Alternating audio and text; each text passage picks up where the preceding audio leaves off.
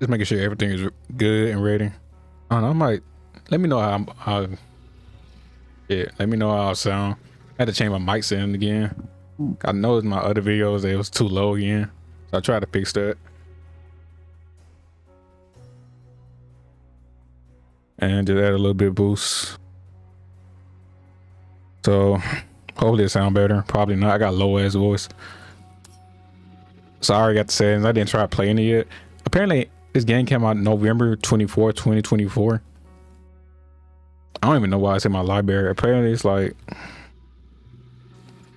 a RPG with steampunk elements.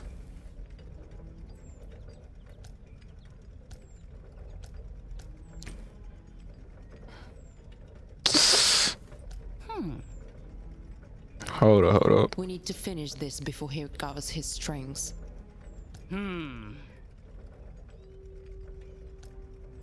We need to finish this before he recovers his strength. They got weak strength. They good at everything else. I'll go with Elf. Appearance. Jared look good. What about this? Almond or almond?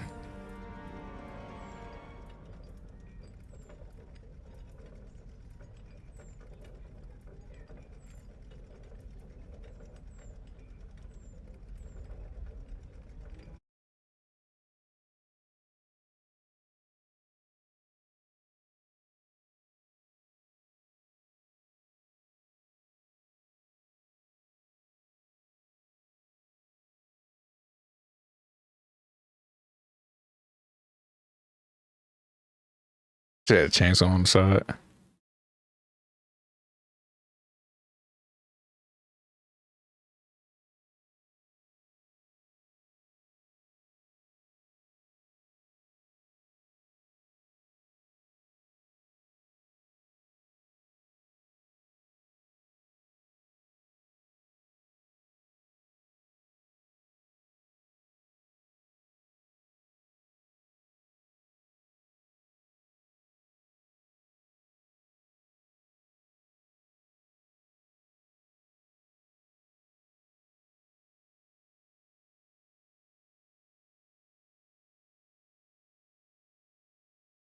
I guess that better.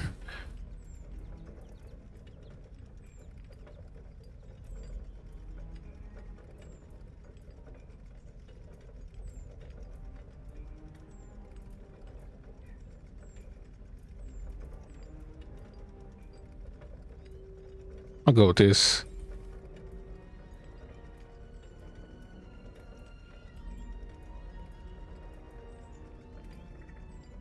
Give it that.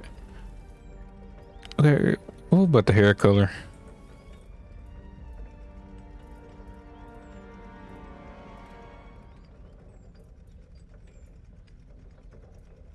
Go with that. Lips, red. It's no black for.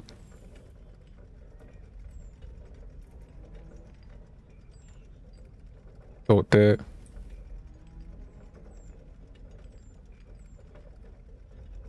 Oh, I can work with that. I can definitely work with that. Make the eyes red. Fuck it. Oh, soulless. No, I'll make them red.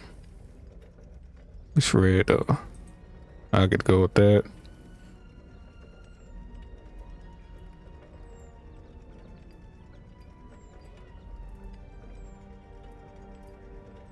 Yeah. How it look? Black or red?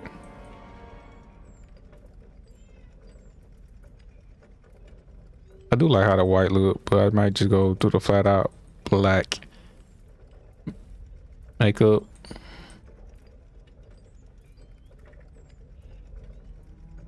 Okay, that. And how does this look? No.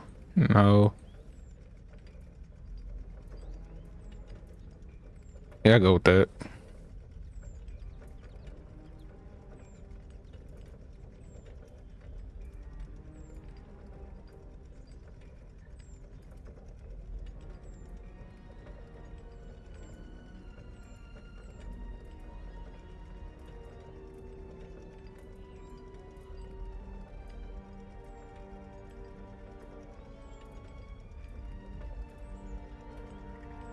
Yeah, I go with that.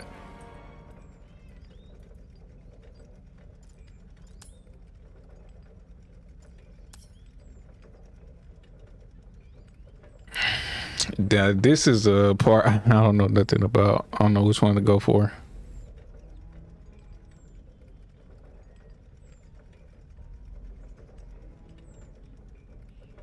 Social skills might be good.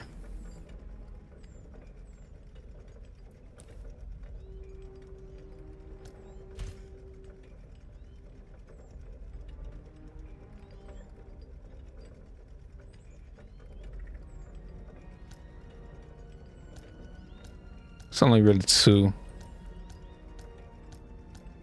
What traits?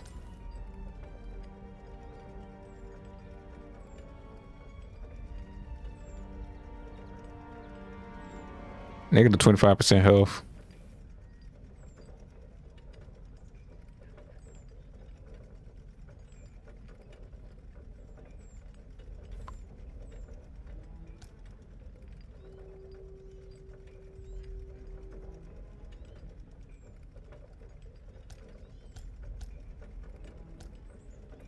What is this? Thief.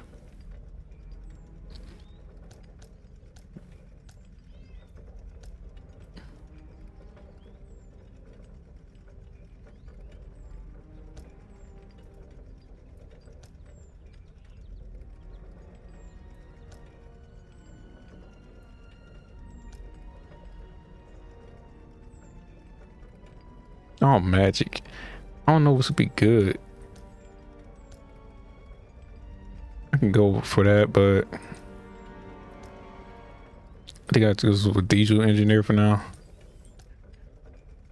Air.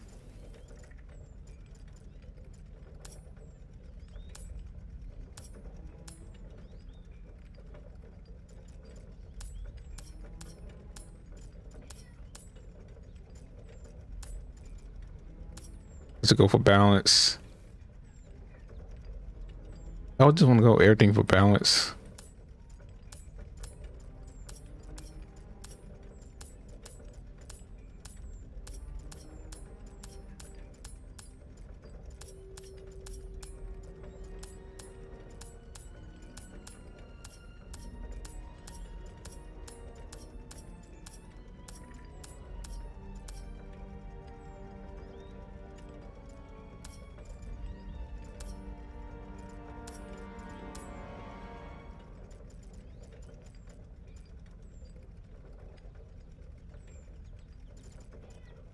Athletics, I want that a survival, observation, up, knowledge, right? That'd be fine.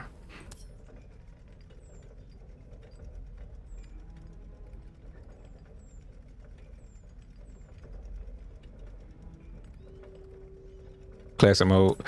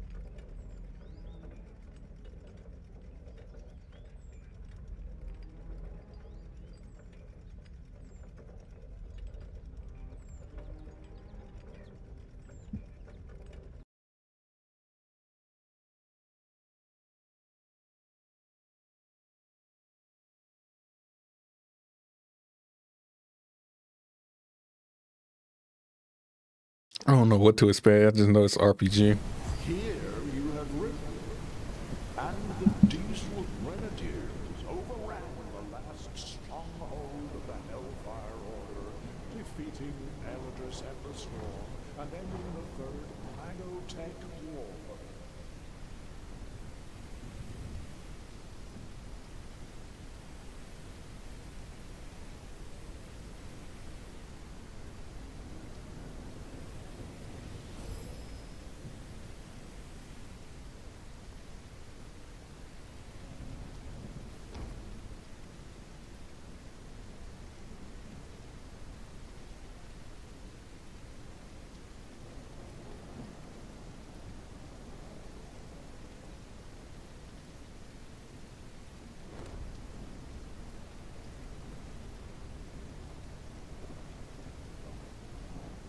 That guy still dead.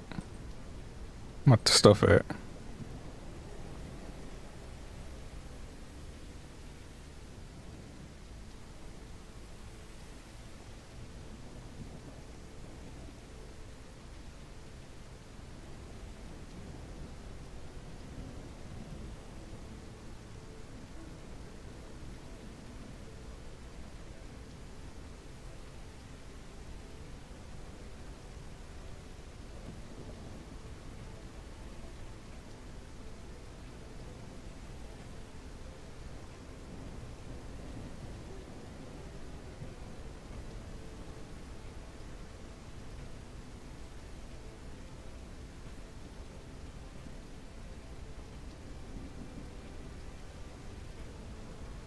Say collect my things, but I don't know exactly what it's at.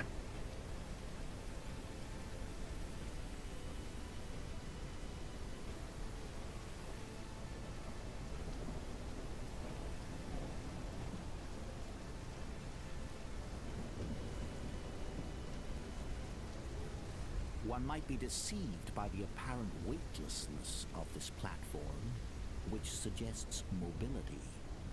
But closer scrutiny reveals that it is in fact a section of an airship's deck, fashioned from fortified steel, a load that even the giants could not budge.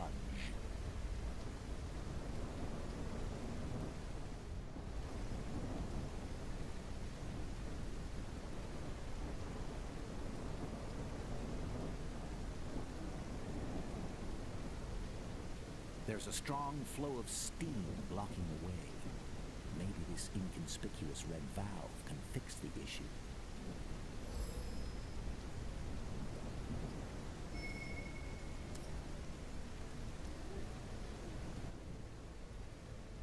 Let me put this on 80.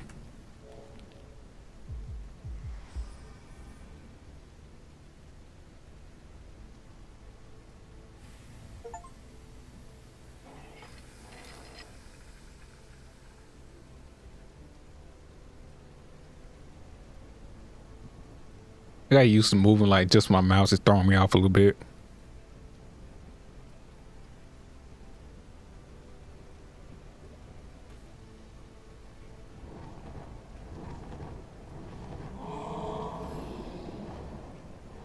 Without their commander or magical powers, those who remained had no choice but to surrender.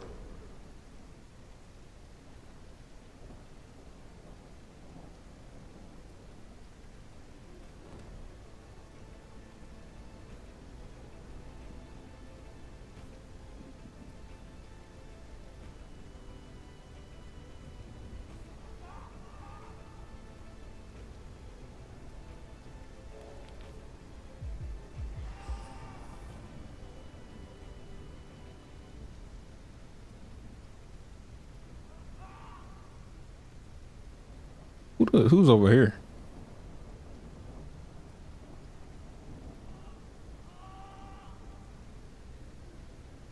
He's gonna walk away.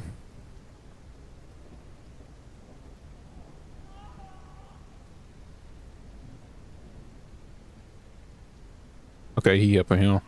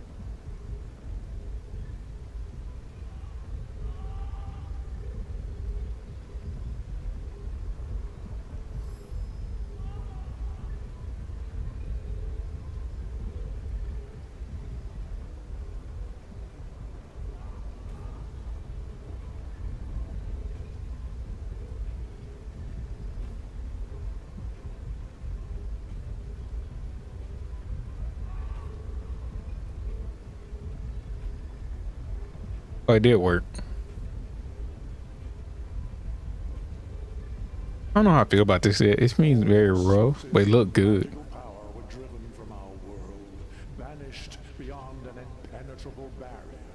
Now everyone may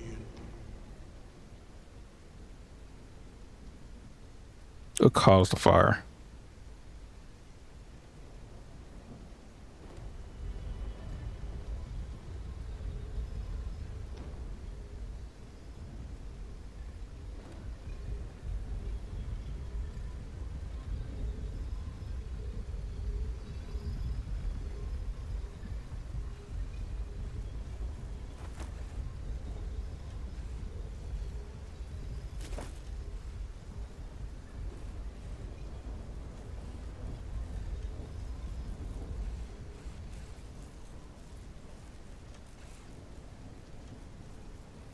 I don't know what that means. It want me to go down, doesn't it? Yeah. Oh no, it's this.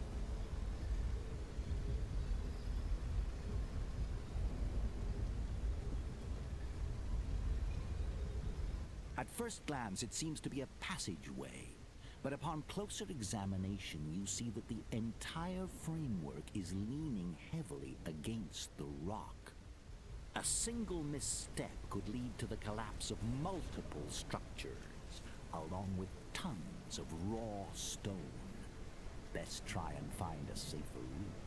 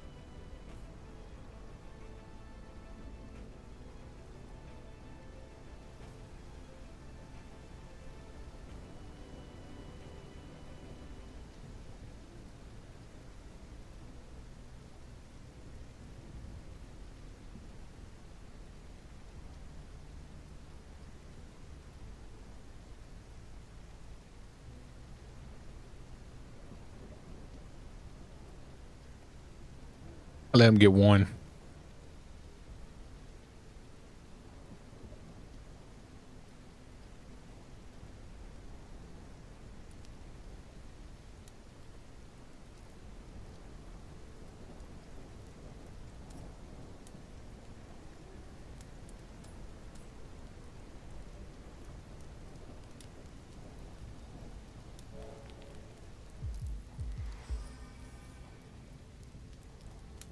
Got me thinking how this point system really gonna work since they give you so many. So I guess you're gonna need by 60 and everything to be like at least good. Something, but I don't even know how the level up system works.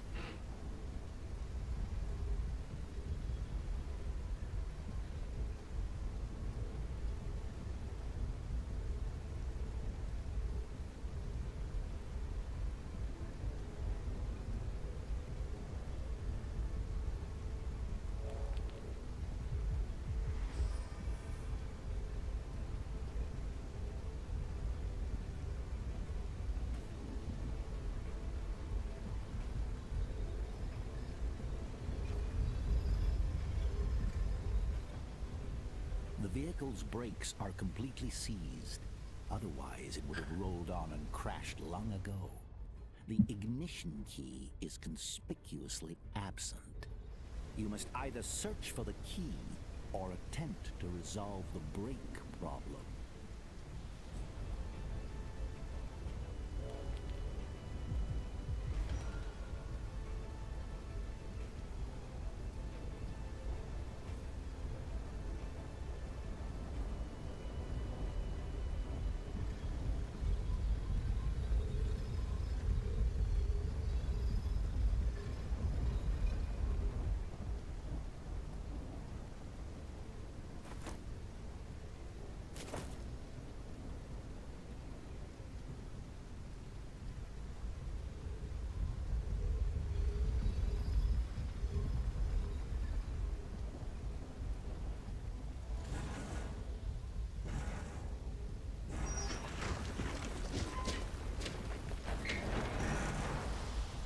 I guess fuck that goddamn. Whatever happened to him? But where did they even go?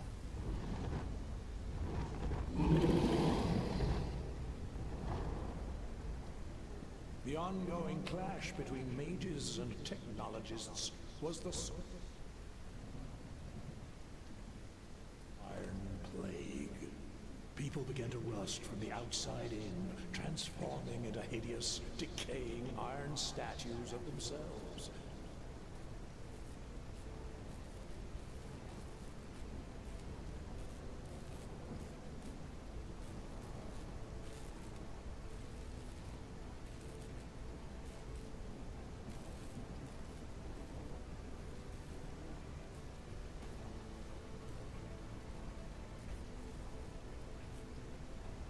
Oh, she just fine.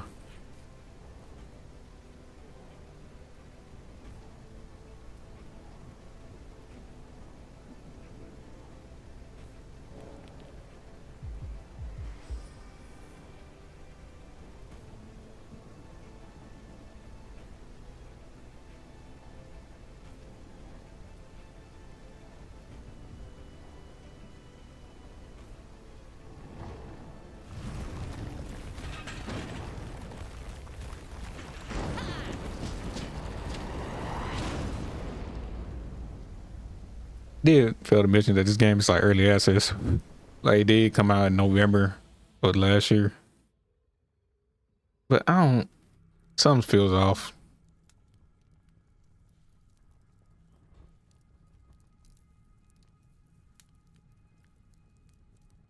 Curious. But let us move on. Many of these entries are needlessly provocative. For example, every day I witness yet another family selling everything they own to move to this incredible new world.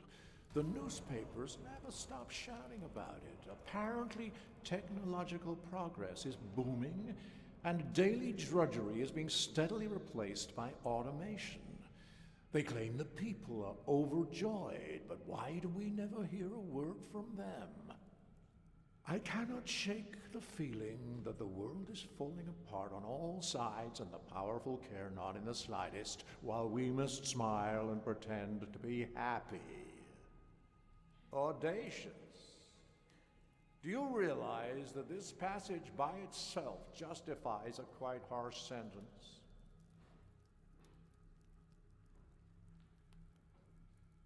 That was just the first entry. Every page is rife with distressing theories and questions. I don't think a theory is actually happening. That notions such as these pose a real threat to the world.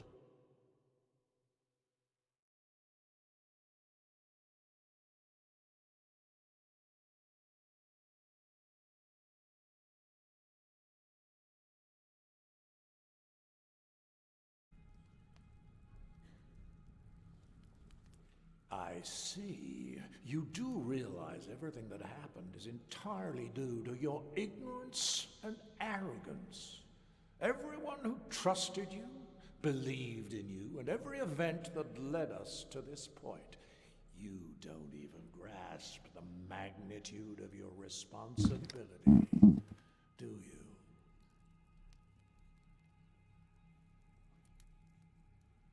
Each one of these notes perfectly illustrates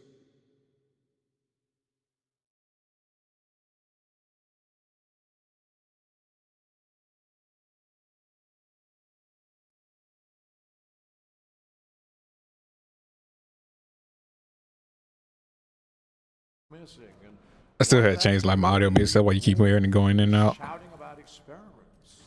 Even if a word of it is true, I shudder to think what's become of those people, of my people, exploiting the common folks' superstition to undermine technological progress. What's next? Tales of impossible monsters and phenomena that challenge those laws of reality we worked so hard to establish. Utter nonsense. But however distasteful I find this, we must proceed. Here is some of the reasoning, if such a word even applies, behind your conclusions. Interesting.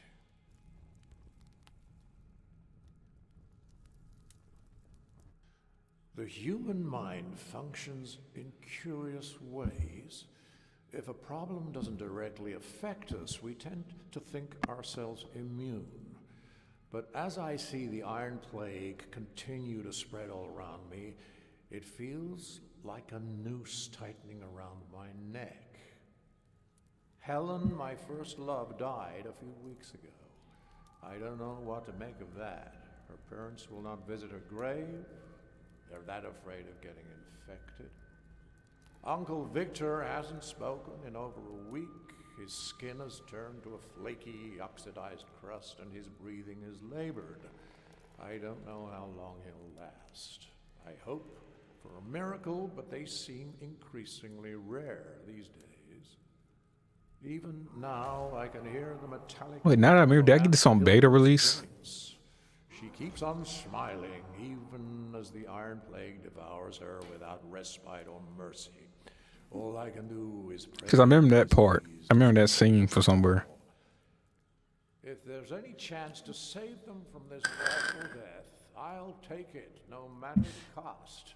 They raised me, after all. I can't stand by and do nothing.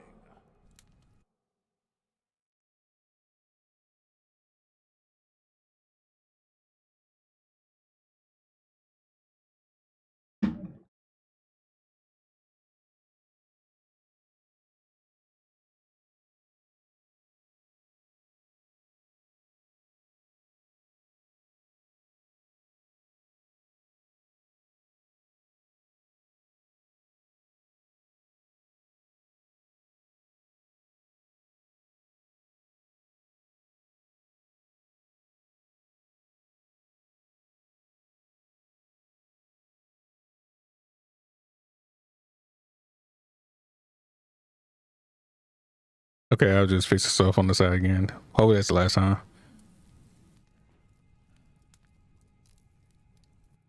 Silence! Oh, I really hate this dude. Right in the middle of the chaos you created, my journey has led to my meeting both magicians and technologists, and to question everything going on around me.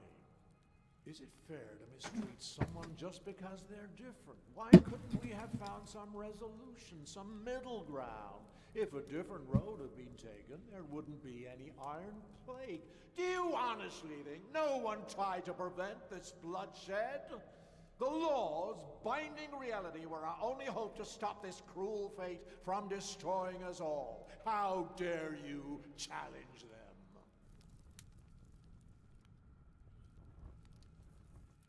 And now we come to the proof that you're the one who started all this, that the whole debacle is your fault.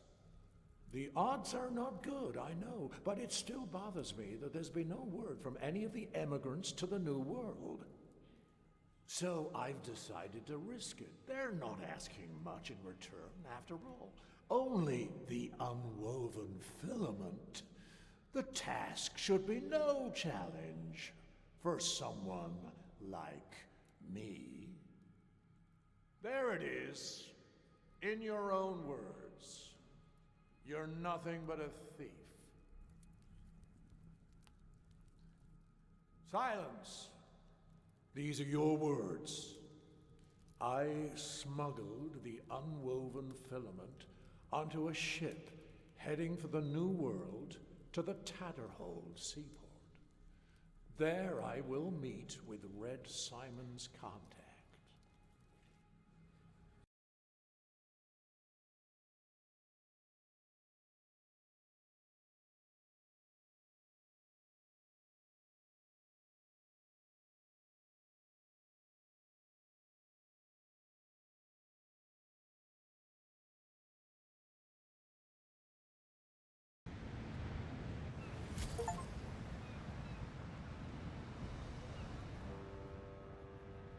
The interminable voyage from the old world is finally over, and the relentless seasickness has at last slackened its grip.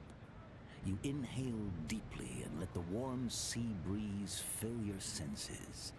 The cries of gulls fill the air, alongside the chatter of folk on the bustling docks. Your heart quickens with anticipation as you take that first decisive step off the gangway. The new world awaits. But before you're free to embrace this new chapter in your life, there's the customs officer to deal with. A young man in an ill-fitting uniform presides, papers strewn before him on the wooden tabletop.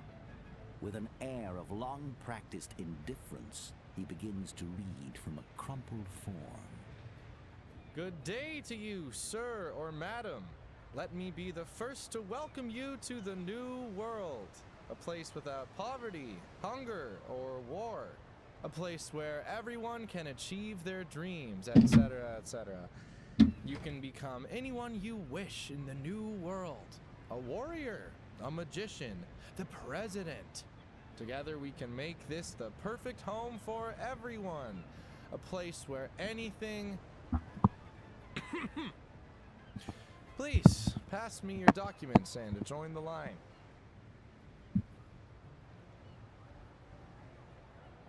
An elf, then. Welcome to the new world. Here we know that elves are wise and ancient race. Hopefully you will become part of our modern society. Please ignore anyone who treats you with prejudice. And not all elves are antiquated warlocks, right? Please step forward for a customs check. We need to make sure you're not carrying anything illegal.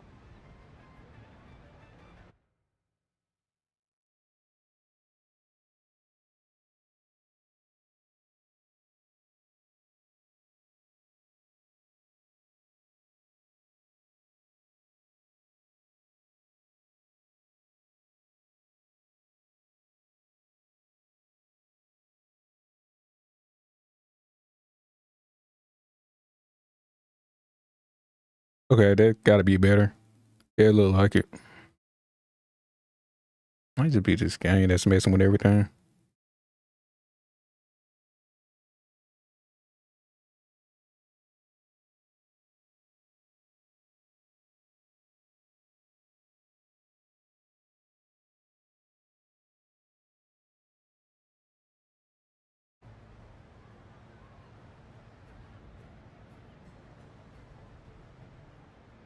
Surface inspection indicates the new arrival is not a magical being, has no visible signs of corruption, and no evident symptoms of the Iron Plague. Nor do I observe any kind of smoke, magical glow, unusual light refraction, or other manifestations of illegal or unregistered magical artifact. Looks like we're done here. Head on through, and good luck in the new world. Don't break the law and don't join any magical terrorist organizations. Have a good day.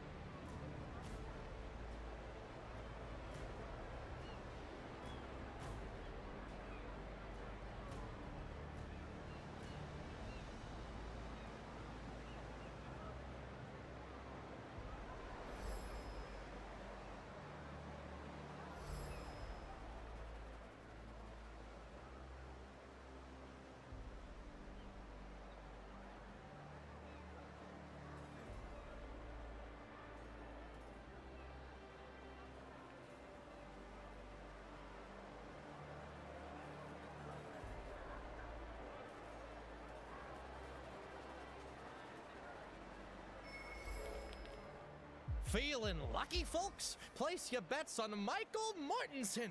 Odds are 5-1 against. You're certain that fellow holding the Crimson Arrow sign just announced the very person you're supposed to meet on the docks?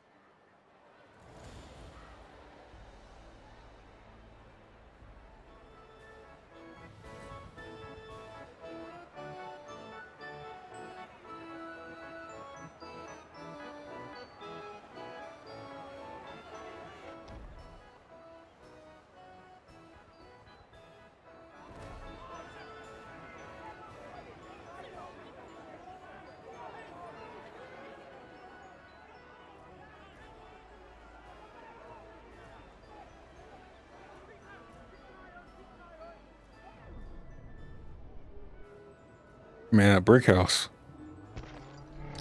But a glass jaw, apparently. Damn. That brawl was a real cracker. Up until your grand entrance, that is. My sniffer feels like a plate of mashed taters now.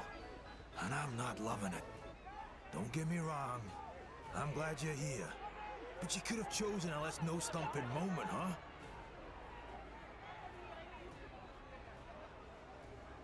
It's not your fault, mate. Everything will be okay. Hey, worst case scenario, I'll buy myself a beer or three. All right. It seems we got off to a bit of a rocky start. Let's wipe the slate clean. Mr. Simon told me a little bit about you. Now it's time I introduce myself. Name's Michael Mortensen, but mostly folks call me Mick Rosie. I work for Mr. Simon, managing his business affairs now and then. And you? Well met indeed. Now, let's get down to brass tacks. In the new world, everyone's got a debt hanging over their head. Me, for example, I have to get you to Mr. Simon. But there's a snag. I took a beating, and now I owe Ernie. Ernie's the bloke with the purse and the trusty notebook. Don't take this the wrong way, mate. Not holding a grudge or anything. But I got knocked out because of you. It's a bit of a tangled tale. But now it's you who's got a debt to settle with Ernie. And we're not going anywhere until that's taken care of. You follow me?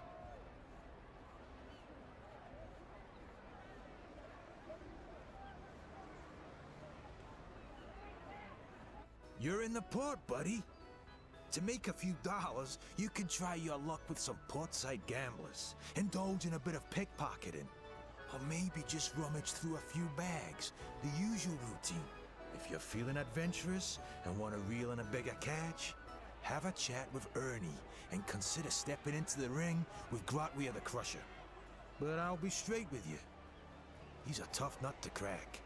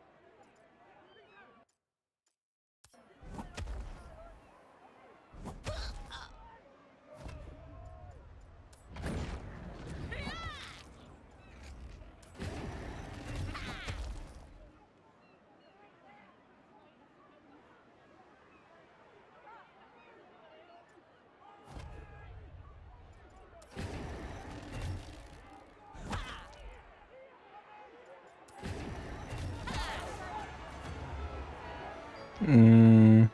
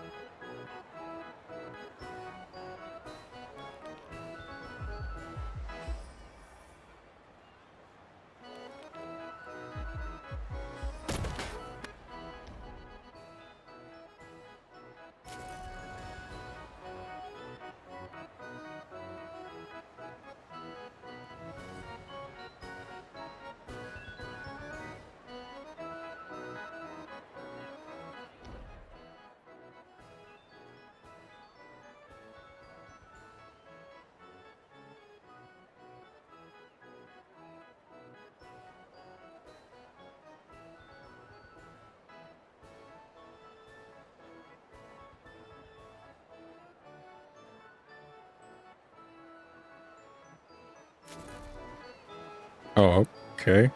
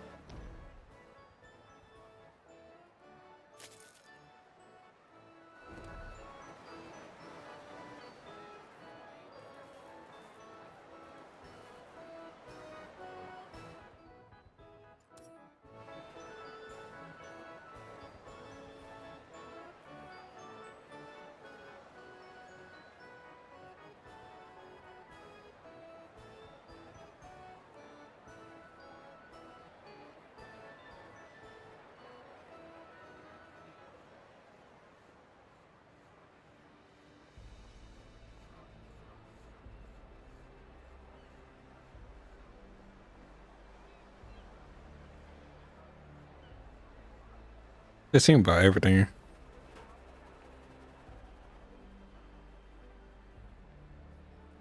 Ooh, crabs.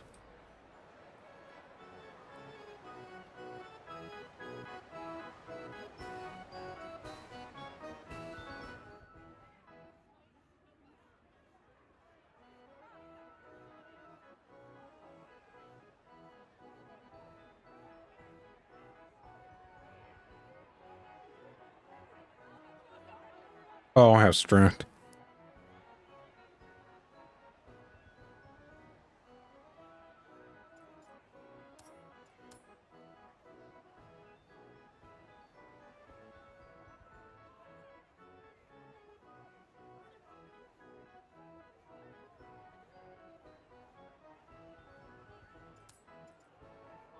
Oh, look at all these stats. I wonder if I want to mix magic technology. Most likely will.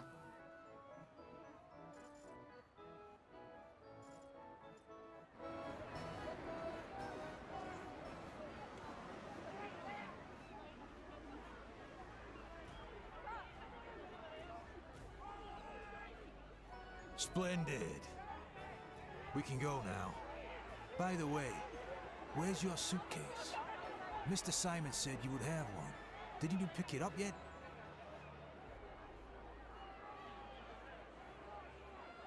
No need to fret. Mr. Simon's got connections with the right folks. We've got a plan in the works. Right. Let's head over there. I'll follow you.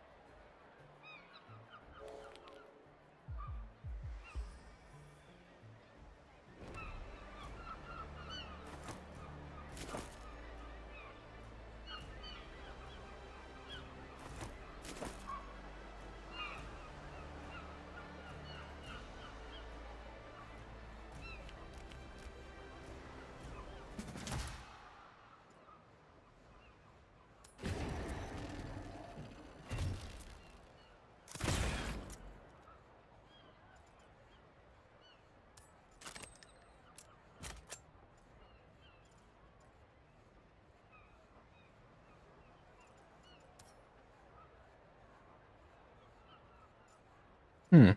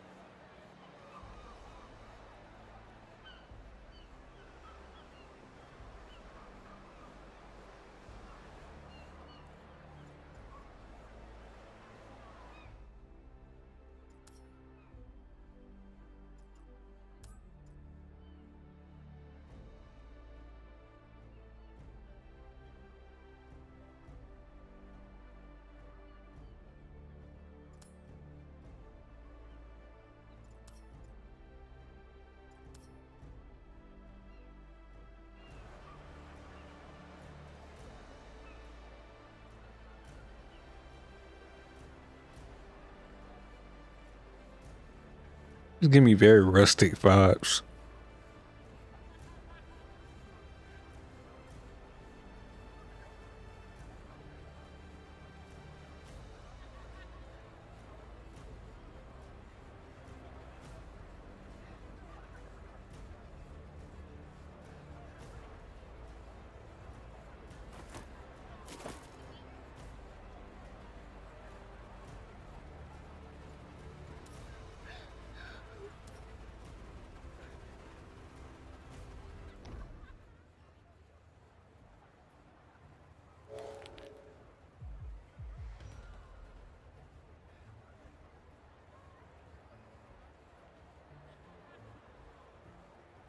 That's great.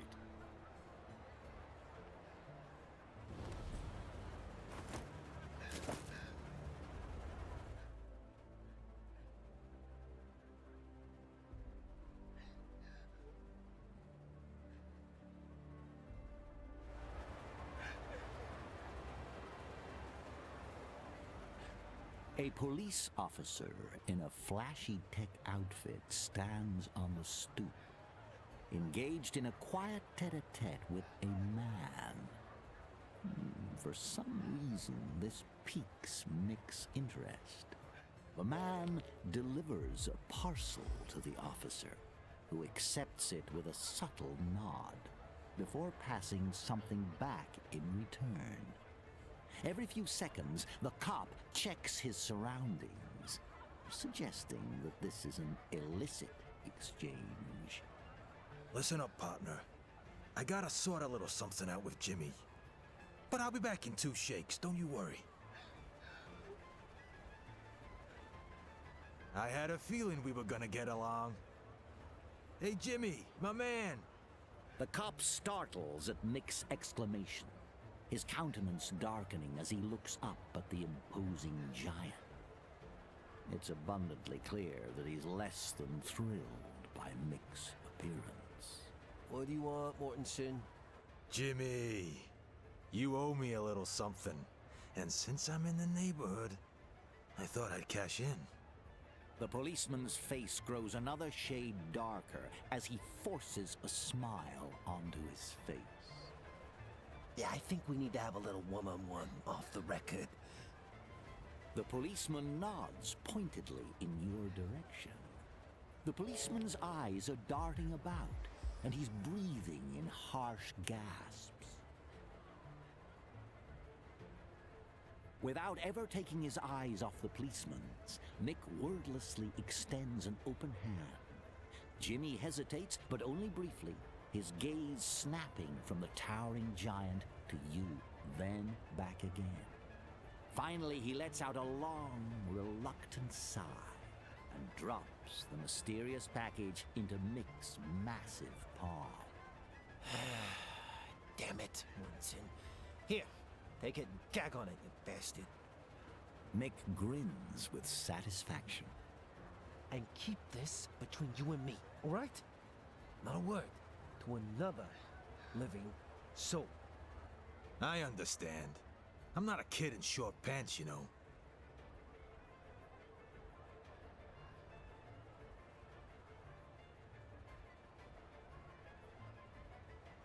Old Jimbo and me, we've got some history. Every now and then, I can touch him up for something good. He ain't as rotten as some of the other cops.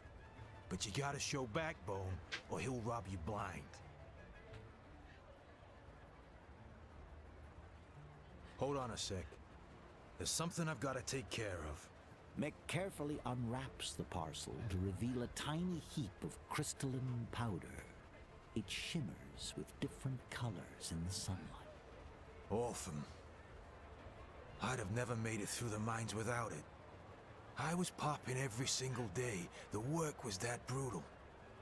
Thankfully, one of them flying critters was a friend of mine. Mick expertly snorts up a dose of Orphan. Mm. A blissful grin takes over his face. Feel like giving it a shot? It'll toughen you up. Orphan is a potent drug which amps up your strength and reactions, but leads to a painful aftermath later. Moreover, it's highly addictive. You won't regret it.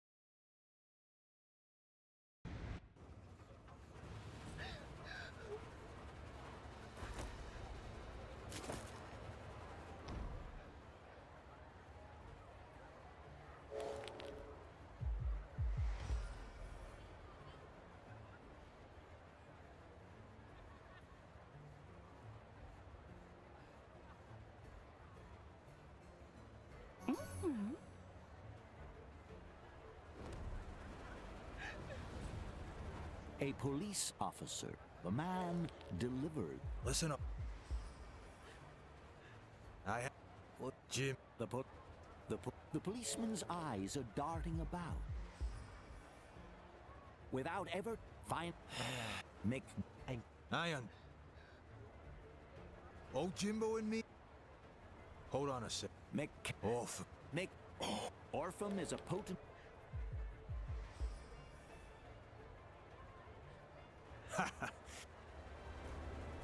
I just want to make sure I took it. Jim got it.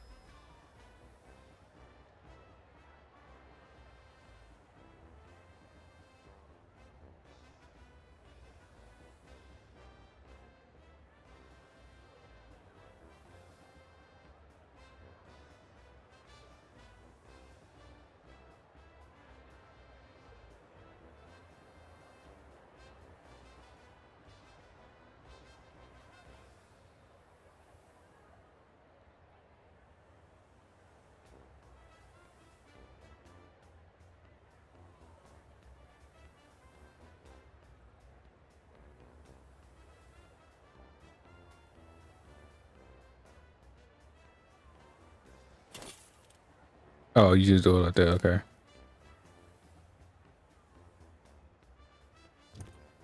What do you mean?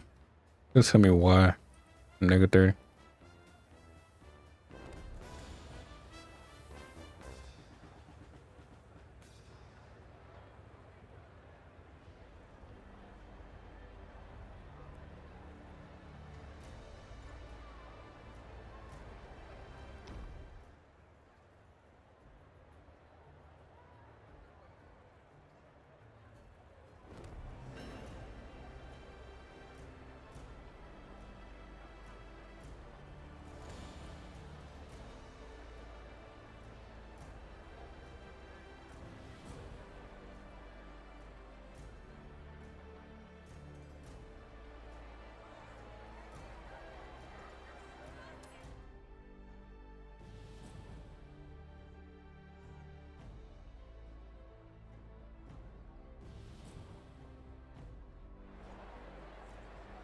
Oh, so it just straight up told me it was by the staircase.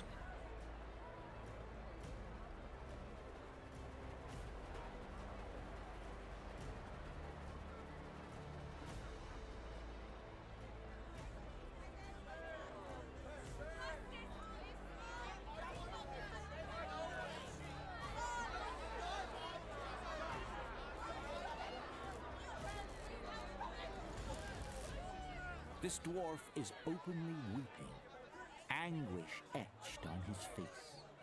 He's surrounded by drained wine bottles, each a testament to his despair. As you draw closer, a noxious but familiar odor wafts over you, the acrid tang of rotgut, the cheapest of spirits. Totally plastered, the dwarf is wallowing in his misery. Stop bothering me! Damn it! What do you want? Your bags? Nobody cared a fig about Finley McClatchy as long as everything was working. Nobody! Only when it all broke down did they start going, Finley, can you help me with my suitcase? Finley, can you find my purse? What do you want? Let me guess. Is it luggage? I just bet you want some fucking luggage. Stop pretending that you care. No one does. No one. You better just leave me alone.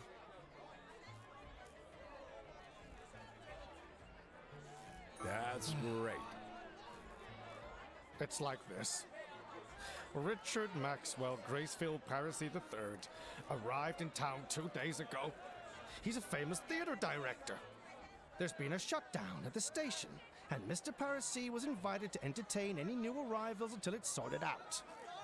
I wanted to be an actor my whole life! Woo! To be so adored that whenever people saw me, they would smile. You know what I mean? So this was a chance of a lifetime for me!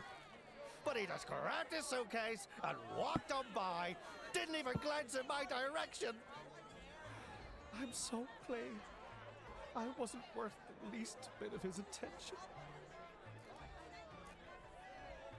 Oh my God, I'm such a fool. I should have thought of that. How could I ever think poorly of Richard Maxwell Gracefield Parisi III?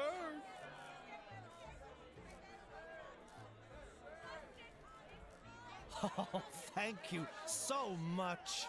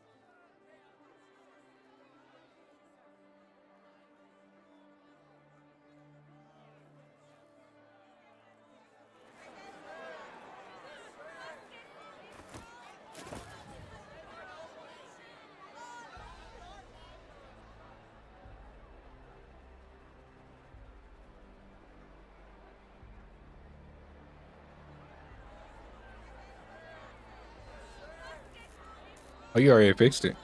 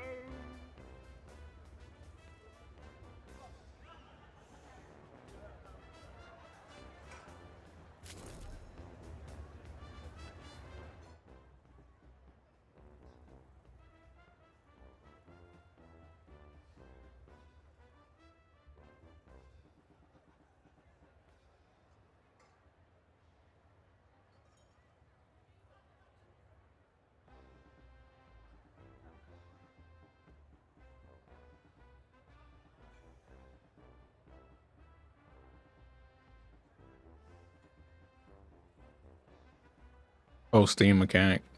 Let's see if I can get this to make.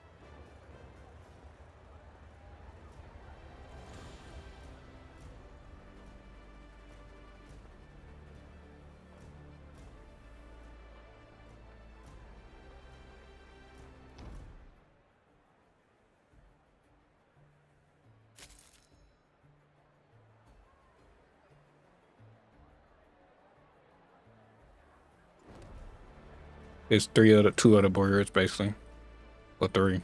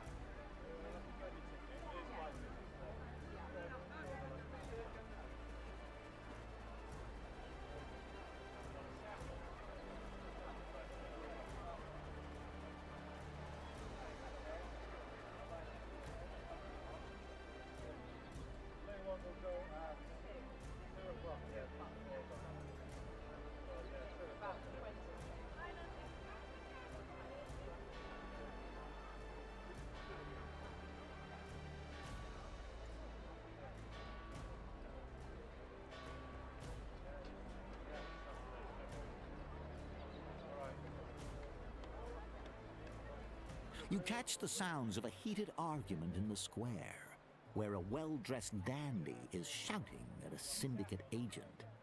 Looks like things are about to get physical. This is unthinkable! Absolutely not! I'm not going to do it! Your edits are a mockery of the performing arts! Richard, it seems you misunderstood me. Whoa, whoa, whoa, not so fast, fella. It's Richard Maxwell Gracefield Parisi III to you! That's Parisi with an E! No, of course. But you're deeply mistaken if you think we're asking your opinion on this. The head of the Eastern Syndicate must see the correct version of this play, the one we know he will enjoy. We've already made all the necessary changes. We hired you to direct this performance, and you will do what we tell you to do. Period. This is positively scandalous! You're making me dizzy. I think I'm going to faint. That's the end of this conversation. I trust we understand each other now. Oh, my vision is going blurry! And my legs, they're failing me! All right, this dude was like overly dramatic. Richard Maxwell Gracefield Parisi III closes his eyes and dramatically flops to the ground. The Syndicate envoy bends over and discreetly places a folder full of papers in the director's hands. Then, after spitting disdainfully to one side, he departs, leaving the director to his feigned unconsciousness. As you watch, that imbecile is gone, right? The goddamn ass-licker. He's going to pay for trying to force his gibberish on me. A douchebag who's never even had a manicure. Can you believe it? Richard Maxwell Gracefield Parisi III, in his characteristically nonchalant fashion, fans himself with a thick folder, yet his gaze remains locked on Mick. Ah, Mickey, a radiant Rosie. And who's this you've got tagging along? I'm running a smidge low on those little pick-me-ups you like. But give me 2 sunrises and we'll be flying high again. Richard, can't you ever keep your trap shut?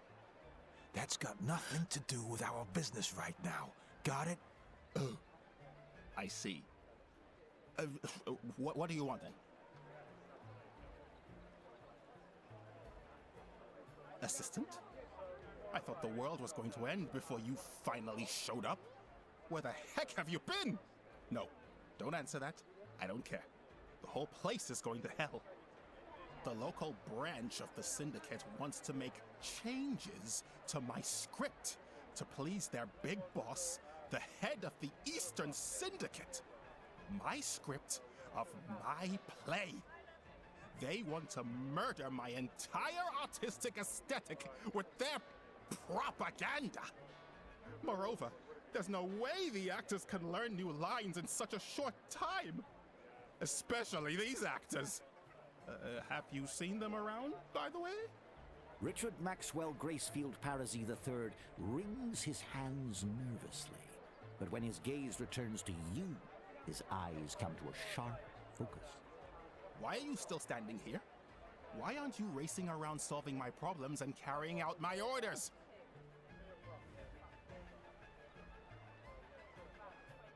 Listen up, pal. You're my assistant, and you're going to do what I tell you. A good assistant needs to guess the maestro's wishes.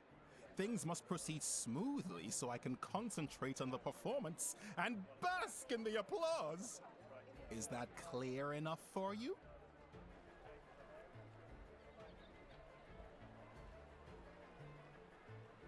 Can't you see? They're all drunkards. I will never, I repeat, never work with a provincial troupe ever again. Find them.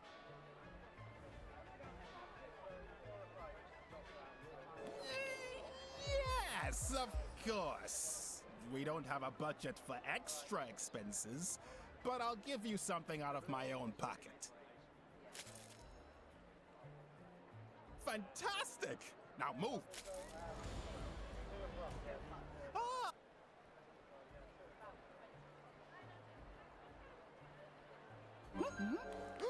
Are you suggesting I hire yet another clueless schmuck with no experience?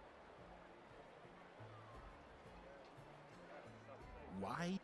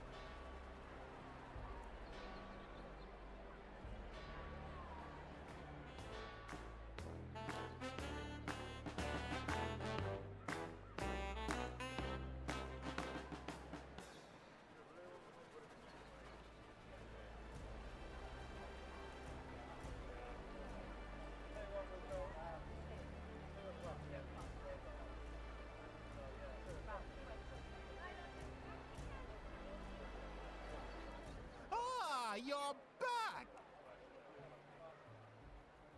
What took you so long? There's only minutes left until the show starts and the actors aren't ready! There wasn't any time for them to study the Syndicate's nightmare script. This is going to be a disaster.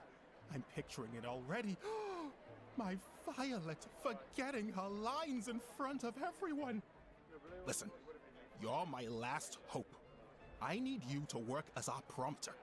I'm sure you can distinguish between my masterpiece and the Syndicate's disgusting propaganda. Well, this has got to be your magnum opus. Did you say something, Giant? Go to the prompt. Hey, hello there, fiery gentlemen and divine ladies. Welcome to the exclusive, incredible, and ultra-modern New World. I hope your trip here was as magical as my new hairstyle. Yes, I heard about those few small bumps you faced along the way, but that's all in the past. It's time to move forward into the future. Now, hold on tight, my friends, because the real star is about to appear. The boss of the gigantic Eastern Syndicate, the incomparable Wayne Zindo! Take the microphone, Director Zindo, please.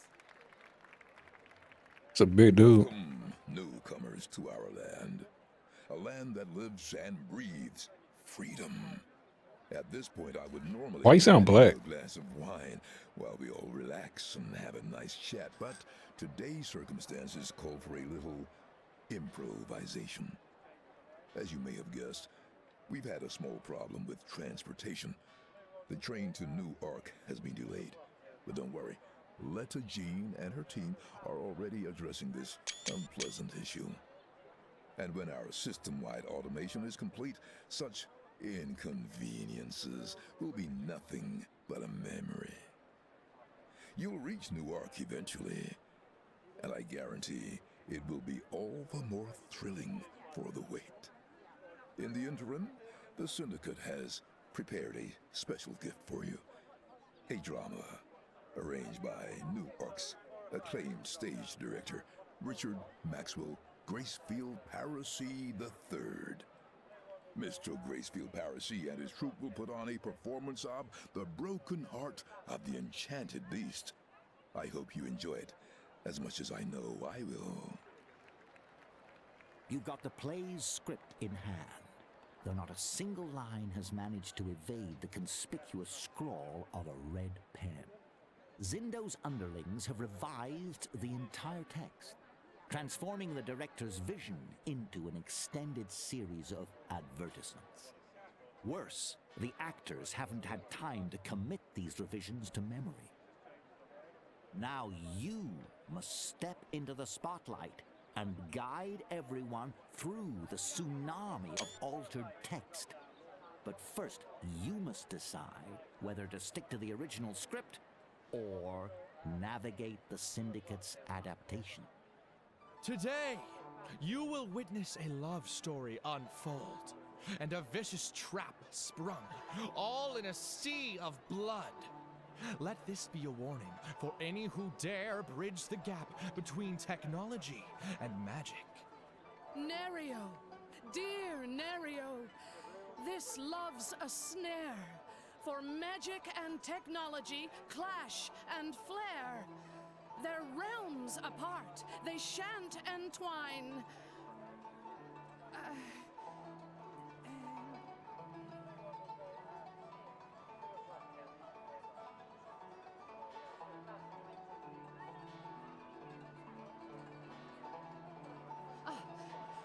warning clear for your heart's design. Oh, Nerio, the Weaver's darkest blight, their reckless magic turned day to night. We must respect the laws and ne'er sway, or risk they'll lead us far astray. Herald, mark my words, thou shalt see. Great power from the rifts mine shall be. Weaver's gifts, I'll claim them all. My might and magic, they shall enthrall. Nerio, beware! This path is fraught with peril and darkness. Heed the thought! Heed the thought! Such great power you can't control. It shall consume thy very soul. My dear Gerald, thy fears I will ignore. I crave this magic and I must have more. And Violet's my heart's desire. Her love and power shall all conspire. Violet! Fair Violet! I know her well. Her heart is in science, not some spell. To woo her with magic would be a ruse, and such dark intentions she must refuse. Young hearts entangled in this perilous strife, a clash of realms portends doom in life.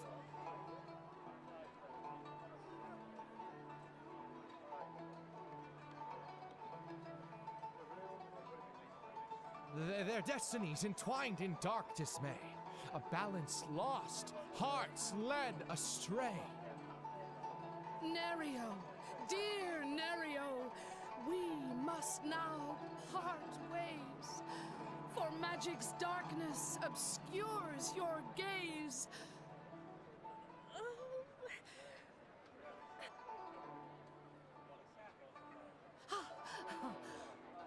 The laws decree, in sorrow we must part. A love so pure, fallen to blackest art. No, Violet! You can't break free, it's clear. My soul is bound to dark magic. My dear. Oh, Nerio! Your transformation's too extreme. An abhorred mage, a nightmarish gleam. We can't bridge the gap betwixt realms so vast. For magic and tech allied can't last.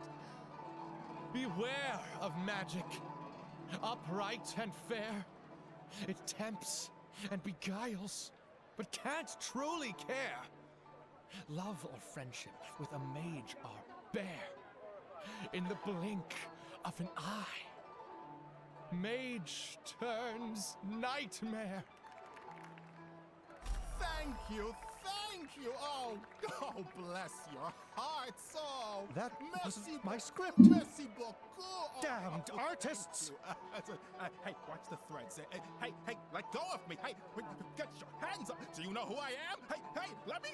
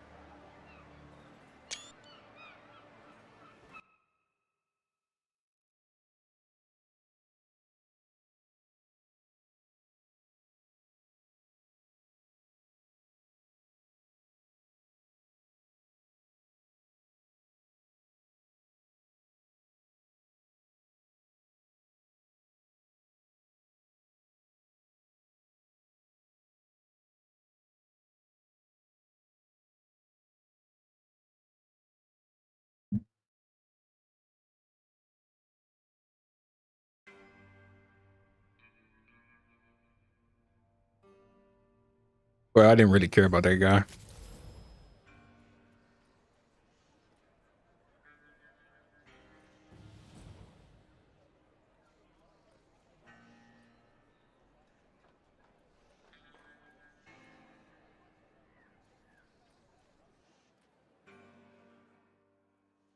Yeah, kind of full. Actually, I got a lot of space for not down, for not having a backpack.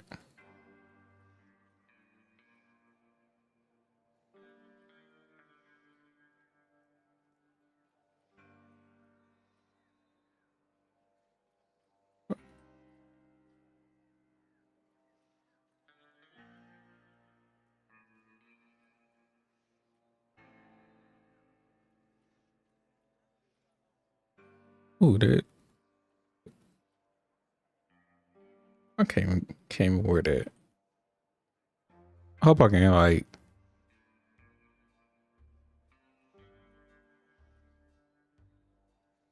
basically go to something else.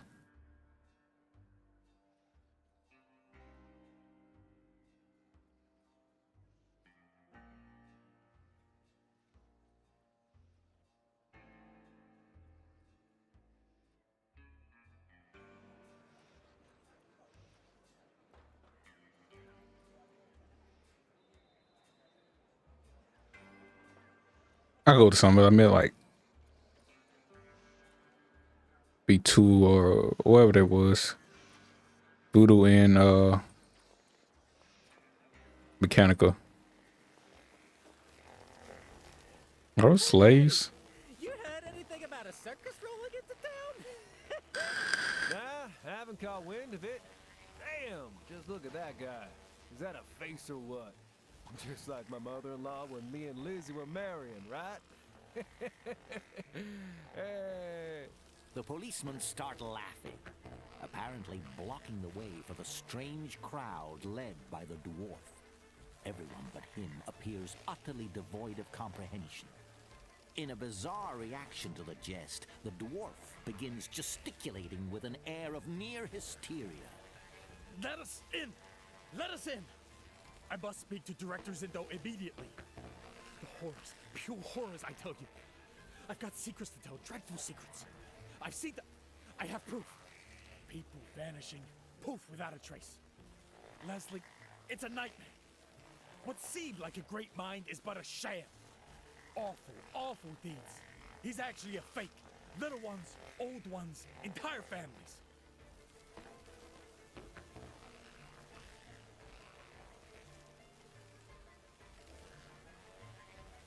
Don't trouble yourself. It's just another loan, probably high an orphan or something. The dwarf begins to almost drown in the incoherent flow of words. There's no time for that. No time at all. They cloned everyone. Director Zindo, his assistant. I must inform him at once. He needs to know everything. Leslie Harrington, that's a crime. They're dabbling in horrors, twisting ordinary folk into monsters. They must be exposed. What the horror? People are going missing, abducted for their wicked experiments. Let us in. He must see. Abruptly, a growl rumbles from the throng.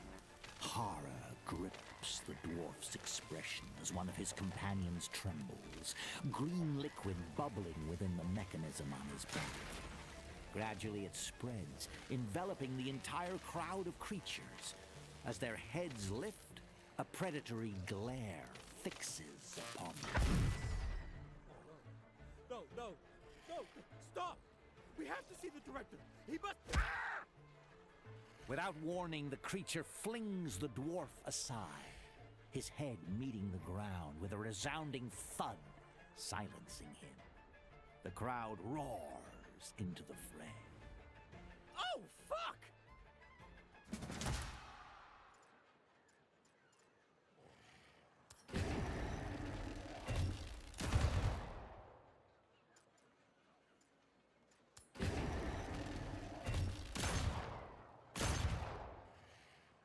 Well, I'm definitely gonna like that.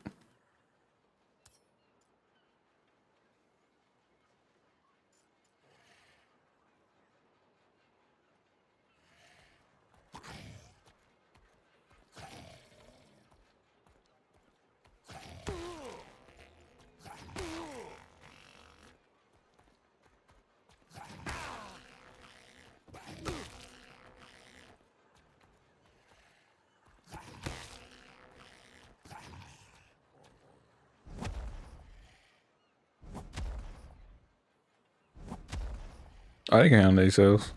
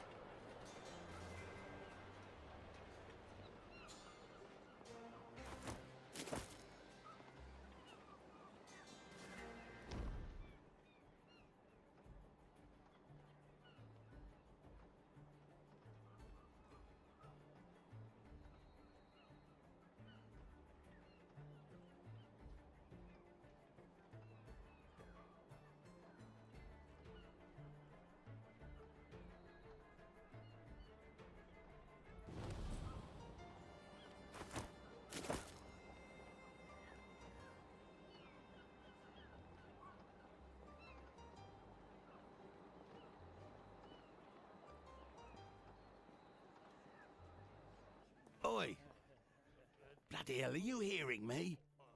Operator? Flipping hell. Oi, operator! Get me Vinny Peg on the blower, would ya? Now! Or do you reckon I'm just gonna hang about here all night?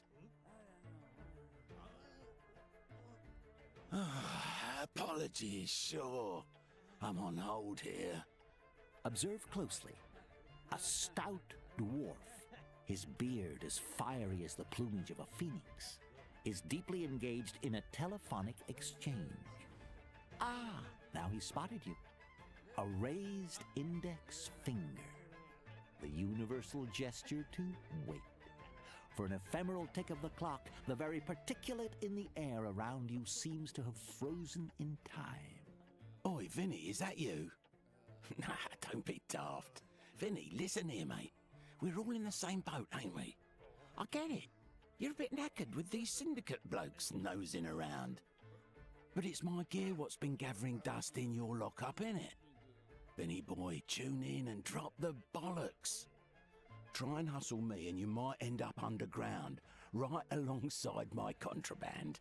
You're getting the picture? Hey, Vin? Steady on, Vin. Stay sharp out there, yeah? Oi, how's Auntie Judith? She alright? That remedy I sorted for her, doing the job? Those puffy legs of hers slimmed out yet? Vinny? Vinny? Oh, bollocks. Hey, boss. We're back to give you the lowdown. That gizmo you wanted is snug inside our guest suitcase. The very one partner's holding right now. Nothing but smooth sailing on my end. Oi, there you are. How's the land of freedom treating you, mate?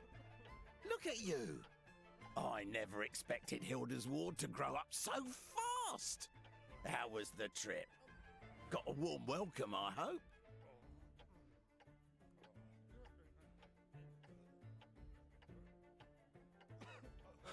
Oi, look at that.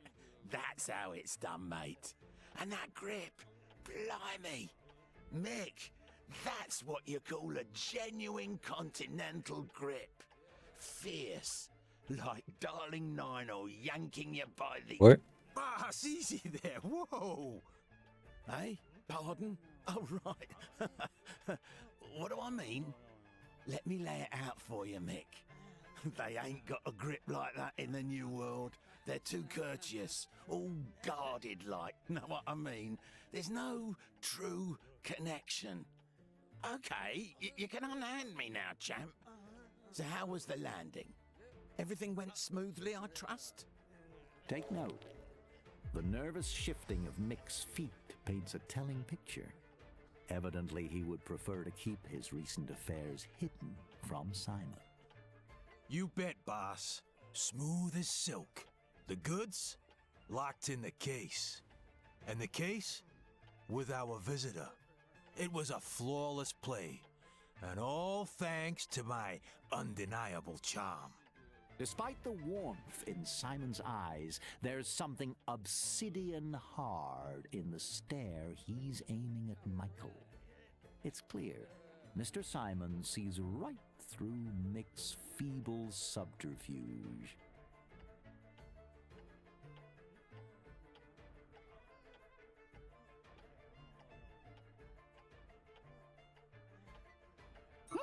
Really now? That's rich, Michael. Bloody rich. Surely we're not heading down that familiar old... I wouldn't dream of it, boss. 4 days I spent squatting on that pier, eyeballing that ship. I got a bit restless. So I stirred the pot with some brawlers who hang around the port. Took a punch to the sniffer, too. Did you notice? His sweaty grip, pupils like dinner plates, and that eerily delighted grin. It's clear there's more to his account than he's letting on.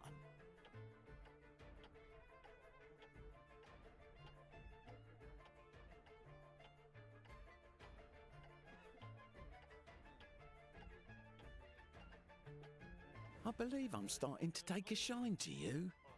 That's our style, mate. Straight off the boat and right down to business. All right. However you got here, you're in the fold now. So let's have a toast, eh? Here's to the pair of us, the grand old continent, and the road that lies ahead. Having declared his toast, it's evident that Red Simon is wholly committed and will brook no deviation from the ritual at hand. With a practiced flourish, Simon fills 3 glasses to the brim. He downs one, refills it, and repeats the ritual. Only after his 3rd pour does he turn to present the remaining drinks.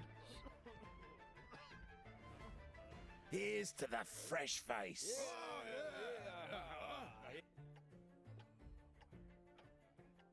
All right, lend an ear. Picture young me, fresh off the boat, wide-eyed and fancy-free, a pioneer through and through. Didn't know a single soul in these parts. It was all on my shoulders. Every lesson and every scar was hard-earned. But tally it up now and look at the man before you. A dwarf of principle and honour. But fear not, mate. I'm gonna lay it all out for you. So get scribbling. The do's, the don'ts, the beasties that lurk in the shadows, and even what colour trousers best suits the game here.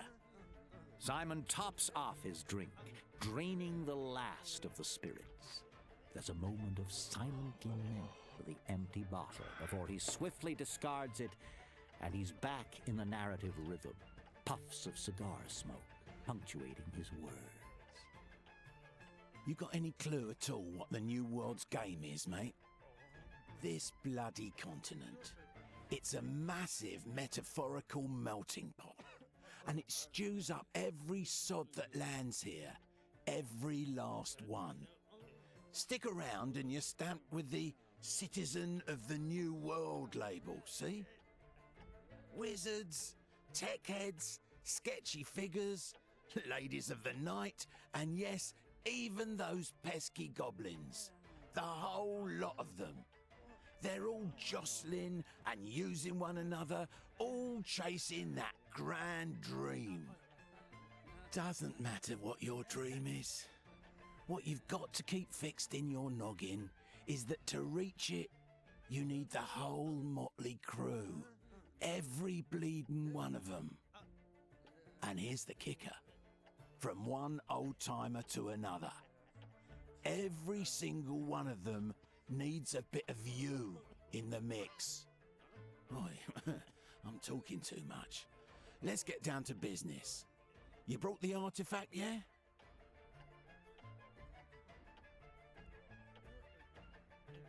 Oh, mate, let me clue you in. This is just the opening act of your grand adventure. At first blush, it might seem like no one else is after this here relic. No ancient evil, no magical puppeteer. It might seem like nobody gives a toss. But mark my words, the minute word gets out that you're packing this gem, they'll be crawling out of every crack and crevice to lay their dirty mitts on it. So stash it away. Do whatever it takes to keep that mystical wonder hidden from prying eyes.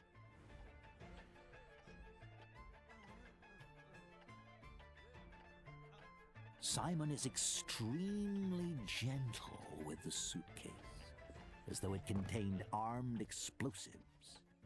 Turning it towards himself, he opens it, and a subdued radiance bathes his face in a golden glow.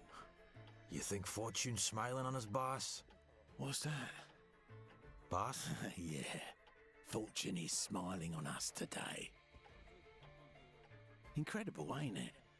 Never did get much of all that wizardry stuff. But they do have a knack for dressing smart, don't they?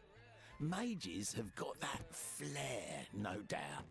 Simon swiftly snaps the suitcase shut and stows it out of sight. Now for the less than jolly part of our tale.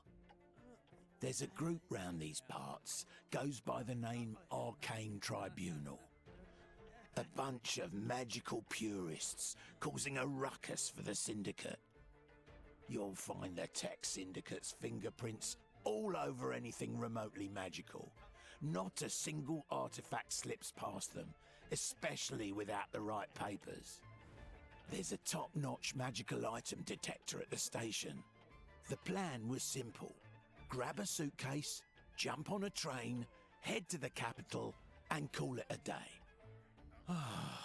But now, mate, we've got ourselves a wee snag. Everything was running smoothly. Had my own people everywhere. No clouds on the horizon. Then, about a week ago, a train conks out and they can't get it running again. Director Zindo himself drops in and takes charge. Now his lot's taking over all the key posts at lightning speed. Absolute migraine for our little operation, I tell you. So those bloomin' Syndicate brass planted their own bloke, Alazar Cogsmith, right in the supervisor's seat. And what's his first move? He sacks my bloke, of course. My Tobias is a fine fellow, and never one to pass up a drink. Could hold his own on just about any subject. And when it comes to running the magic detector at customs, he always knew how to keep his mouth shut and when not to poke around. You follow? Now we've got this fresh face, Harold Fugar, with his own agenda. He's already shipped 4 loads to the warehouse, says he's running his own show and wants nothing to do with me. If he gets the slightest inkling that something's off in the cargo, our little adventure's over.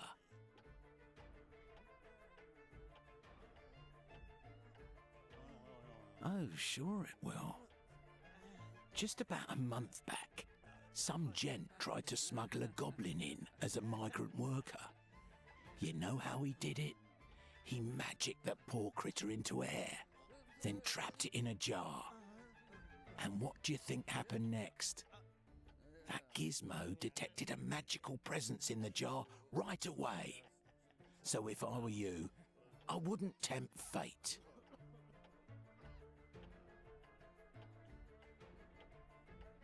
A genuine business gent always comes prepared. This round, I need your hands on deck. You're fresh blood round these parts. No reputation to speak of and no debts. You're a clean slate. Catch my drift? What I need is to get my Newman back into the railway business. What I need is to get my Newman back into the railroad business. I need someone I can rely on to conveniently overlook your magical baggage. My fellow countrymen, here in the New World, we have something called division of labour. My job is to hatch the scheme. Yours is to execute it. I've held up my end, now please hold up yours. Get Tobias back to work. All right, step 1.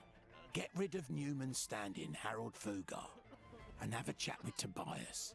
He should be ready to get back to work. Here are their addresses. Mick will tag along and cover your rear. Off you go. Best of luck, and keep a sharp eye out for trouble.